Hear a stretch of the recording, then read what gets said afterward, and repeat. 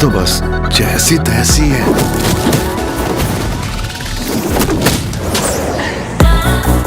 अस्सलाम वालेकुम जी मेरे भरावो, क्या हाल है? ठीक है हो? तबीयत से ठीक है? फिट फाट हो? तो ਤੁਹਾਡਾ अपना भाई पेंडू मुंडा। अच्छा, ਅੱਜ ਆਪਾਂ ਗੱਲ ਕਰਸੋ ਦੋ ਫਿਲਮਾਂ ਦੀ ਜਿਹੜੀ 15 ਅਗਸਤ ਨੂੰ ਰਿਲੀਜ਼ ਹੋਣਦੀਆਂ ਪਈਆਂ ਹਨ। ਦੋਵੇਂ ਫਿਲਮਾਂ ਦੇ ਜਿਹੜੇ ਹੀਰੋ ਦੀ ਗੱਲ ਕਰੀਏ ਤਾਂ ਮੈਂ ਕਹਿੰਦਾ ਬਲਾ ਹੀਰੋ।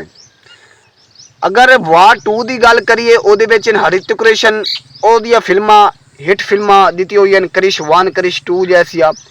ਅਗਰ ਆਪਾਂ ਰਾਜਾ ਸਾਹਿਬ ਦਾ ਗ੍ਰੇਟ ਦਾ ਅਗਰ ਉਹਦੀ ਗੱਲ ਕਰੀਏ ਤੇ ਉਹਦੇ ਵਿੱਚ ਪ੍ਰਭਾਸ ਜਾਂ ਬਾਹੂਬਲੀ ਦੀ ਫਿਲਮਾਂ ਦਿੱਤੀਆਂ ਹਨ, ਸਲਾਰ ਦੀ ਫਿਲਮ ਦਿੱਤੀ ਹੋਈ ਹੈ। अगर आप गल करिए इन्हों के विलन की तो Raja Saab the great Sanjay Dutt villain और War NTR junior NTR villain.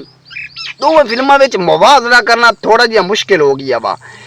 मेरे हिसाब के मुताबिक मैं तुहानूं अपनी राय पेश करदा बई, मेरे हिसाब के मुताबिक इस दफ़ा 15 अगस्त को अगर राजा साहब द ग्रेट फिल्म वार 2 तो अगे ना निकली तो पिछे नहीं रह सकती।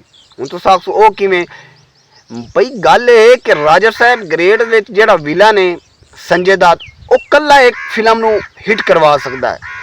अगर वो हीरो रही है तो बला हीरो रही है। हुण विलन आया तो हर फिल्म जिहड़ी फिल्म में विलन आउंदा बेशक बेकार हीरो है वो फिल्म ही हिट हो जाती है। इस दफ़ा तो बस राजा साहब दा ग्रेट प्रभास है, सलार जैसी फिल्मां हिट दित्तियां वो किस तरह फलाप हो सकती है।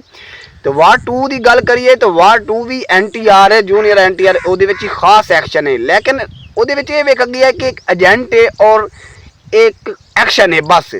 अगर राजा साहब ग्रेट की स्टोरी आप वेखिए तो ਉਹਦੇ ਵਿੱਚ डरावना टाइप है, एक्शन टाइप है और लव है। ਉਹਦੇ ਵਿੱਚ ਤਿੰਨੇ किस्म हैं। तो मैं कहता मेरे हिसाब के मुताबिक 15 अगस्त ਨੂੰ वार 2 ਨੂੰ ਲੱਗਣ ਵਾਲਾ झटका ठीक है।